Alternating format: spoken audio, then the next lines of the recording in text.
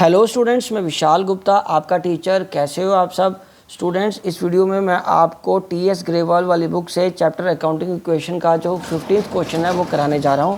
तो स्टार्ट करते हैं अब इस क्वेश्चन को। अकाउंटिंग इक्वेशन में यहाँ पे लिख रहा हूँ, मैंने फॉर्मेट बना लिया है, ठीक है जी। तो यहाँ आ जाएगा सीरियल नंबर, ये आ गया ट्रांजैक्शन, ओके जी, ओके। और यहाँ पे आएगा assets is equal to liability side, liabilities plus capital. तो ये थोड़ा इंटरेस्टिंग क्वेश्चन है, वो मैं बताता हूँ किस तरीके से इंटरेस्टिंग है। हम सबसे पहले बात करेंगे, show an accounting equation for the following transaction. D Mahapatra commenced business with cash and cheque, comma goods 60,000, machinery भी लाया, फर्नीचर भी लाया। वो इतनी एसेट्स लाया, 1 2 3 4 5 एसेट्स लाया और सारा कुछ कैपिटल में जाएगा। तो यहाँ पे लिखेंगे डी महापात्रा स्टार्टेड बिजनेस, ठीक है, स्टार्टेड बिजनेस। तो उसमें एक एक चीज़ को हमें लिखना पड़ेगा। ये आएगा पहले कैश, चेक का अमाउंट किस में चला जाएगा, बैंक में, ठीक है बच्चों। चेक का अमाउंट किस में चला जाएगा, बैंक में चला जाएगा, ओके। और उसके बाद वो क्या है, स्टॉक है। उसके बाद क्या है बच्चे, स्टॉक है। और स्टॉक के बाद क्या है, स्टॉक के बाद है मशीनरी। स्टॉक के बाद क्या है, मशीनरी को मैं शॉर्ट करके लिख लेता हूँ, ठीक है। और उसके बाद क्या है आगे, फर्नीचर प्लस फर्नीचर, ओके बच्चे। चलो ये फर्नीचर लिख लिया। तो अब एक एक करके हम इसके पैसे लिख लेते हैं। अमाउंट मतलब कैश में कितना बचे, कैश में है 50,000। और क्या करें, बैंक में ऐड करना है। बैंक में क्या है, 1 लाख रुपया। और उसके बाद गुड्स जिसको हम स्टॉक बोलते हैं वो है 60,000 का। और प्लस मशीनरी कितने की है, 1 लाख रुपए की। मशीनरी को मैंने शॉर्ट में M/C लिख दिया है, ठीक है, क्योंकि बहुत सारी एसेट्स हो रही थी, फिर आगे उसको और भी एक आधी बढ़ सकती है, ठीक है। तो इन सब का टोटल करो, लायबिलिटी 0 है। और वो ये सारा कुछ किस में आ जाएगा, कैपिटल में। तो ये बन गया 50,000 जमा 1 लाख जमा 60 जमा 150, तो ये आ गया 3,60,000। कैपिटल में कितना आ गया बच्चे, 3,60,000 आ गया। तो उसके बाद यहाँ पे क्या आएगा, इक्वेशन, यहाँ पे क्या आ जाएगा, इक्वेशन।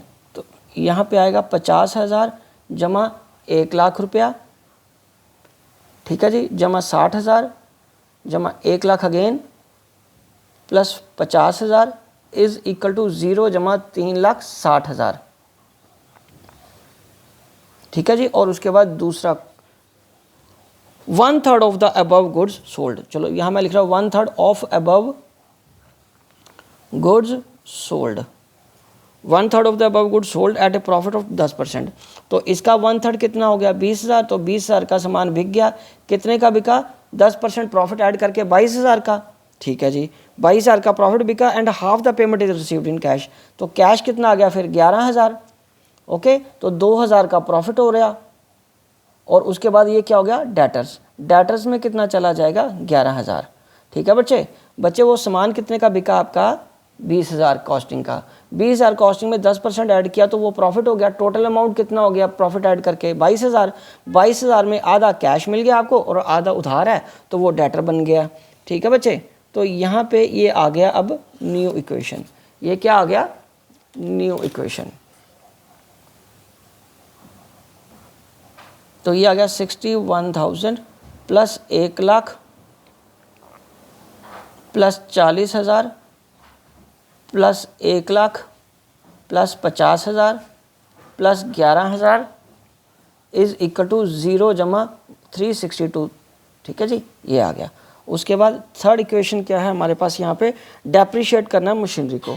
तो हम क्या करेंगे, डेप्रीशिएशन ऑन मशीनरी कितना, 10% है। तो 10% डेप्रीशिएशन का मतलब होता है उसकी वैल्यू में कमी आ गई with the passage of time और यूसेज। इसने यूज़ की होगी मशीनरी, यूज़ तो उसकी वैल्यू खर्चा हो गया हमारे लिए, तो वो हम कैपिटल से माइनस कर देंगे, ठीक है बच्चे। चलो अब हम आगे बढ़ रहे हैं, इसको मैं यहीं पे लाइन लगा रहा हूँ, ओके। तो यहाँ पे आ गया हमारे पास, यहाँ फिर मैं क्या लिखूँगा, न्यू इक्वेशन। यहाँ क्या लिखेंगे बेटा, न्यू इक्वेशन। ये आएगा 61,000 जमा 1 लाख जमा 40,000 जमा 90,000 जमा 50,000 जमा 11,000 इज इक्वल टू 0 जमा 352,000।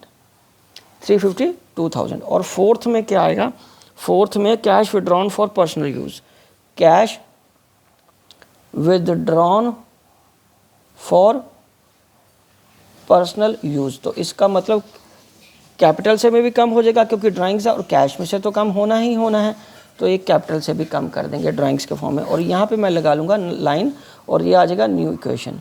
ये आ गया हमारा 51,000 का।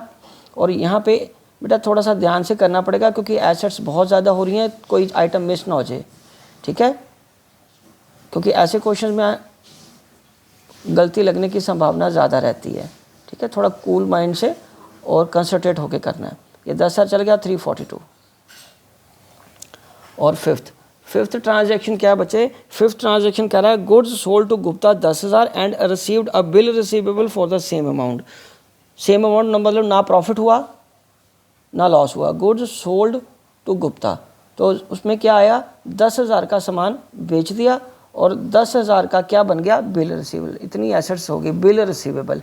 बिल रिसीवेबल वो एसेट होती है जब हम किसी कस्टमर से लिखवा के ले लेते हैं कि उससे इतने पैसे लेने हैं, ठीक है जी, वो एक्ट में उसके बारे में लिखा हुआ है, ठीक है, नेगोशिएबल इंस्ट्रूमेंट एक्ट के बारे में, ठीक है जी। तो ये बिल रिसीवेबल आ गया एक अलग एसेट, ठीक है। डेटर है हमारा, पर उसने हमें बिल लिख के दे दिया है कि वो हमें एक पर्टिकुलर डेट को पैसे दे देगा, ओके। तो यहाँ आ गया 51,000 प्लस 1,00,000 रुपया plus 30,000 plus 90,000 plus 50,000 plus 11,000 plus 10,000 is equal to 0 जमा 3,42,000, ठीक है जी, और 6। और उसके बाद क्या है, उसके बाद है received 10,000 from Gupta against the bill receivable on maturity. Received from Gupta, यहाँ ये लिख के 10,000 हम क्या करेंगे, कैश में ऐड कर देंगे। 10,000 क्या करेंगे, कैश में ऐड कर देंगे, और बिल रिसीवेबल हमारा ख़त्म हो जाएगा। और ये क्या बनेगा, फाइनल इक्वेशन। ये क्या बनेगा बच्चे, फाइनल इक्वेशन। ये आ गया 61,000। ये क्या बन गया बच्चे, 61,000 बच गया, जमा 1,00,000 जमा 30,000 जमा 90,000 जमा 50,000 जमा 11,000। तो ये तो ज़ीरो हो गया, चलो ज़ीरो लिख भी लो या कोई फ़र्क नहीं पड़ता, और जमा 3,42,000। अब हम एक एक करके इसका टोटल मिलाते हैं। देखिए बुक के साथ, सबसे पहले आपके पास कैश 61,000 आ रहा है, ठीक है जी। उसके बाद बैंक का बैलेंस 1,00,000 रुपया, स्टॉक कितने का, 30,000 का, मशीनरी 90,000 की, और उसका फर्नीचर 50,000 का, डेटर्स 11,000 के, बिल रिसीवेबल तो ज़ीरो हो गए हैं, लाइबिलिटी वैसे ही नील थी, और कैपिटल का बैलेंस 3,42,000। तो इससे हमें पता चल गया कि हमारा क्वेश्चन ठीक है। तो गाइज़ ये क्वेश्चन मैं एक बार आपको दोबारा स्लो मोशन में दिखा रहा हूँ, आप वीडियो को भी स्लो करके पॉज करके अपना ये क्वेश्चन कंप्लीट कर सकते हो। अगर उसके बावजूद भी आपको कोई दिक्कत आती है तो आप कमेंट बॉक्स में अपना क्वेरी मेरे को सेंड करिए, ठीक है जी, मैं उसका आपको सूटेबल रिप्लाई ज़रूर दूंगा। Okay students, wishing you good luck. आप इसी तरीके से मेरे चैनल के साथ जुड़े रहिए और मैं आपको कंप्लीट कोर्स करवा दूंगा। बाकी क्वेश्चंस मेरे वीडियोस देखना मत भूलें। ओके जी, गुड लक।